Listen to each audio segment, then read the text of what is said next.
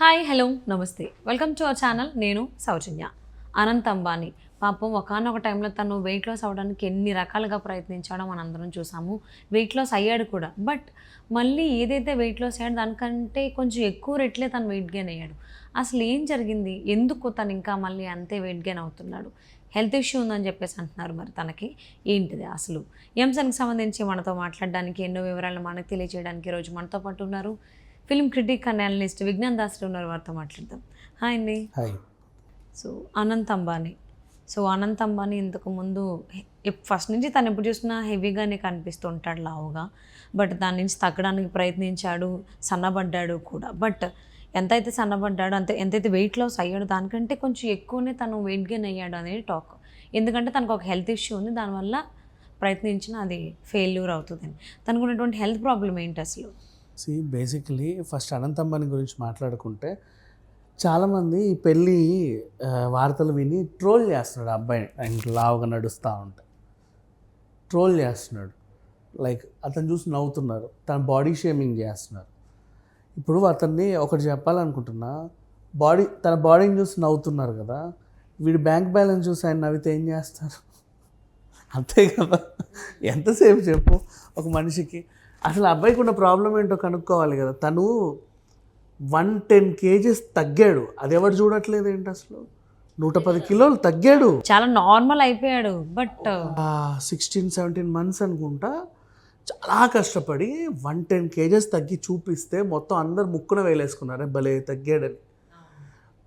ఆ తర్వాత ఏమైందంటే యాక్చువల్గా చాలామందికి ఉండే ప్రాబ్లమే ఇది. జిమ్ బాగా చేసిన తర్వాత సడన్గా ఆపేసి వాళ్ళు మళ్ళీ పుట్ ఆన్ అవుతున్నారు. అంటే ఏదో కారణాల వల్ల బాగా జిమ్ చేసి సహజ పద్ధతిలో కాకుండా జస్ట్ మామూలుగా బాడీ వేయి ప్రోటీన్స్ అవన్నీ తీసుకొని తగ్గుతున్నారు కదా, వాళ్ళు ఏంటంటే మళ్ళీ స్టాప్ చేశారనుకోండి అనుకోకుండా పెరిగేస్తున్నారు.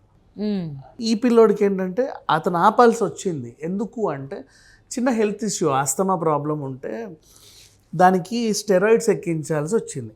ఆ స్టెరాయిడ్స్ వాళ్ళకి సైడ్ ఎఫెక్ట్స్ ఏంటంటే ఇక్కడ వెయిట్ గెయిన్ అవుతున్నాడు. తను స్టెరాయిడ్స్ వల్ల మరి సైడ్ ఎఫెక్ట్స్ ఖచ్చితంగా వెయిట్ గెయిన్ ఉంటుంది. ఎక్సర్సైజ్ చేయలేడు, ఆస్తమా కాబట్టి ఆయాసం, అది చేయలేడు. అది చేయలేక ఈ స్టెరాయిడ్స్ వల్ల దాన్ని కంట్రోల్ చేసుకుంటూ దీనివల్ల వెయిట్ గెయిన్ అవుతూ దీన్ని కంట్రోల్ చేయలేక చాలా అవస్థపడ్డాడు.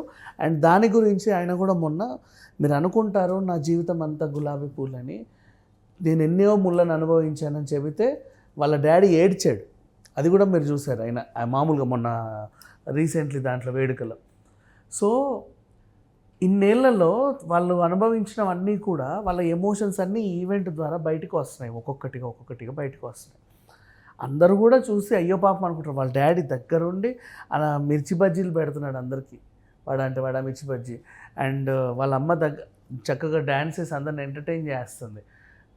అండ్ ఈ అబ్బాయి కూడా తను అడిగితే, మాకు అక్క అన్న, నాకు మా అన్నయ్య అన్న చాలా ఇష్టం, ఆకాష్ అంబానీ అండ్ ఈషా అంబానీ. నేను ఎప్పుడు ఏం పని ఏది మొదలుపెట్టినా వీళ్ళ సలహా తీసుకుంటాను. మా అన్నయ్య రాముడు లాంటి వాడు, నేను వీళ్ళకి హనుమంతుడు లాంటి వాడిని అనుకో ఫర్ ఎగ్జాంపుల్. ఎందుకంటే నాకు వీళ్ళ మాట వేదవాక్కు, నేను ప్రతి దాంట్లో వీళ్ళ సలహాలు తీసుకుంటా. ఇంకా నాకు జంతువులు అంటే ప్రాణం. ఎక్కడైనా సరే జంతువులు ఉంటే నాకు, ఇంకా ఏదో రేర్ బ్రీడ్కి చెందినటువంటి ఒక డాగ్ నా దగ్గర ఉంది. దానికి ఇక్కడ క్లైమేట్ వేడి పడదు, ఎప్పుడు చల్లని ప్రదేశాల్లో ఉండాలి. అందుకని దానికోసం మొత్తం చల్లటి వాతావరణం సృష్టించి ఒక చిన్న డెన్ కట్టాడు. అది అలాగే ఉండాలి అని ఓపెన్ స్పేస్గా ఒక అడవి తయారు చేసుకున్నాడు. చాలా ఏనుగులు ఉన్నాయి ఆయన దగ్గర. అండ్ నెక్స్ట్ తిరుమల తిరుపతి దేవుడు అంటే తనకు చాలా ఇష్టం. వాళ్ళ అక్క శివుడి భక్తుడు, వాళ్ళ నాన్న శివుడి భక్తురాలు, వాళ్ళ అమ్మకి నవరాత్రులు అంటే ఇష్టం, ఈయనకేమో బాలాజీ అంటే ఇష్టం. అందుకే వీలు కుదిరినప్పుడల్లా తిరుపతికి వెళ్తూ ఉంటాడు. ఒకసారి వెళ్ళినప్పుడు తన దగ్గర ఉన్న ఒక ఏనుగుని అక్కడ విరాళంగా ఇచ్చాడు, వాళ్ళకి గిఫ్ట్ ఇచ్చాడు ఒక ఏనుగుని టెంపుల్కి, తిరుమల తిరుపతికి. సో ఇట్లా చాలా మంచి పనులు చేస్తున్నాడు. ఇప్పుడు ఇతన్ని చూసి ట్రోల్ చేసినవి వాళ్ళు ఇందులో ఏ ఒక్కటన్నా చేసి ఉంటారా? ఏమీ ఉండదు. అండ్ అంత డబ్బు ఉండి ఆయన కాలినడకన తిరుమలకి వెళ్ళాల్సిన అవసరం ఏంటి? చూడు ఎలా నడుస్తున్నారు అంటే, ఆ పిల్ల చాలా బాగుంది, ఆమెకు అన్యాయం జరిగింది, ఇది అది.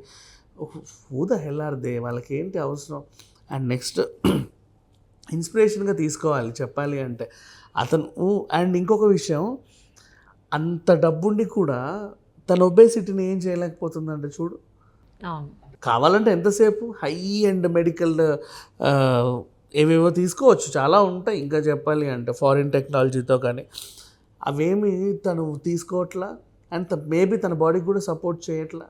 Still he's and steroids and something. And తన ప్రాబ్లమ్ని తను చెప్పుకున్నాడు. అండ్ ఇంకా చెప్పాలంటే ఈరోజు ఆకాష్ అంబానీ ప్రీ వెడ్డింగ్కి నిన్న వీళ్ళందరూ వచ్చారు కదా, ఆ వెడ్డింగ్ని కూడా చాలామంది ఇన్ని కోట్లు అన్ని కోట్లు అని ఏదో మాట్లాడుకుంటున్నారు, కానీ వాళ్ళు సంపాదించింది వాళ్ళు హ్యాపీగా పెట్టుకుంటున్నారు. అది వాళ్ళ జీవితంలో ఇది ఒక పెద్ద ఈవెంట్. అందరి పెళ్ళిళ్ళు అయిపోయాయి, వీడిది చేసేసారు అండ్ ఇంకా ఏం లేవు వీళ్ళకి సెలబ్రేట్ చేసుకోవడానికి చక్కగా. సో బాగా గ్రాండ్గా చేసి ఫుల్ హై ఎండ్గా సెలబ్రేట్ చేసి, ఆఖరి పెళ్లి కాబట్టి అనంత్ అంబానీది 1000 కోట్ల దాకా ఖర్చు పెట్టారు. ఇంకా ఎక్కువై ఉంటుంది. అందులో 100 కోట్లే మన రిహానాకి అయింది, ఇంకా మిగతా వాళ్ళకి ఎంత ఉంటుందో చెప్పు. అండ్ బాలీవుడ్ స్టార్స్ రెమ్యునరేషన్సే హై లెవెల్లో ఉన్నాయి, వాళ్ళ పర్ఫార్మెన్స్లు ఇట్లా ఎక్కువే అయి ఉంటుంది, అంత తక్కువే ఉండదు. అండ్ ఇంకా చెప్పాలంటే ఒక్కొక్కరికి అక్కడ ఇప్పుడు జామ్నగర్లో హోటల్స్ లేవు కాబట్టి వర్చువల్ టెంట్స్ ఏర్పాటు చేశారు. ఆ టెంట్సే 5 స్టార్ హోటల్ రేంజ్లో దాన్ని మొత్తం చక్కదిద్దారు, టైల్స్ వేసి వాష్రూమ్ వేసి అన్నీ నీట్గా సర్దేసి. So it was very good చెప్పాలి అనుకుంటా. వాళ్ళ లైఫ్లో ఇదొక మర్చిపోలేని ఈవెంట్ అని వాళ్ళు ఫీల్ అవుతున్నారు. జనాలు ఏం చేస్తున్నారంటే దాన్ని ఒక ఇన్స్పిరేషన్గా తీసుకొని మనం కూడా ఆ స్థాయికి వెళ్ళాలి, రేపటి రోజు మనకు కూడా ఇంత పెద్ద పెళ్ళి ఇట్లా జరిగితే బాగుండనే ఇట్లాంటి ఫీలింగ్స్ ఉండాలి కదా. ఇవన్నీ కాకుండా ట్రోల్స్ చేస్తున్నారు, నవ్వుతున్నారు, వెకిలి చేష్టలు చేస్తున్నారు. మొన్న అంత నార్మల్ నెటిజన్లు చేస్తున్నారు. నిన్న మన హీరో రామ్ చరణ్ కూడా వెళ్ళి నాకు అవమానం జరిగింది అని వచ్చాడు. ఆయనకు అక్కడ అవమానం జరగలే, మళ్ళీ చెప్పాలంటే షారూఖ్ ఖాన్ ఇంకా గౌరవం పెంచాడు. అంటే సెలబ్రిటీల దగ్గర నుంచి సామాన్యుల వరకు అందరు కూడా ఆ పెళ్లి మీద మరి అదేంటో అక్కసో లేకపోతే కుల్లో తెలియదు కానీ ఏదో ఒకటి చేస్తున్నారు దాన్ని. బట్ ఇన్స్పిరేషన్గా అయితే తీసుకోవట్లే. బట్ ఈరోజు ఈ అబ్బాయి గురించి మాట్లాడుకుంటే మాత్రం నిజంగా అది చాలా మంచి విషయం అని చెప్పుకోవాలి. ఈయన ఇంకా మనం చెప్పింది చాలా తక్కువ. ఇతను ఇన్స్పిరేషన్ తీసుకోవాలంటే ఇంకా ఇతను పెట్ లవర్. నాకు ఈ అమ్మాయి కూడా పెట్ లవరే. చిన్నప్పటి నుంచి వీళ్ళిద్దరు ఫ్రెండ్స్ అనమాట, గత 20 years నుంచి ఫ్రెండ్స్, చిన్నప్పటి నుంచి ప్రతి విషయంలోనూ చెప్పుకొని భావాలన్నీ పంచుకునేవాళ్ళు. సో ఇద్దరు పెట్ లవర్స్ కాబట్టి అభిప్రాయాలు కుదిరి మేము పెళ్లి చేసుకున్నామని ఒక సందర్భంగా చెప్పాడు. అంటే అసలు ఆ సందర్భం కూడా ఆయన ఎందుకు చెప్పాల్సి వచ్చింది అంటే, అనవసరంగా ఈమెను తెచ్చి ఆయన పిల్లలకి అంటగట్టారు అని చాలామంది అంటున్నారు. రాధికా మర్చెంట్ అట్లా ఏం లేదు, చిన్నప్పటి నుంచి స్నేహితులు అనమాట. అది అవును.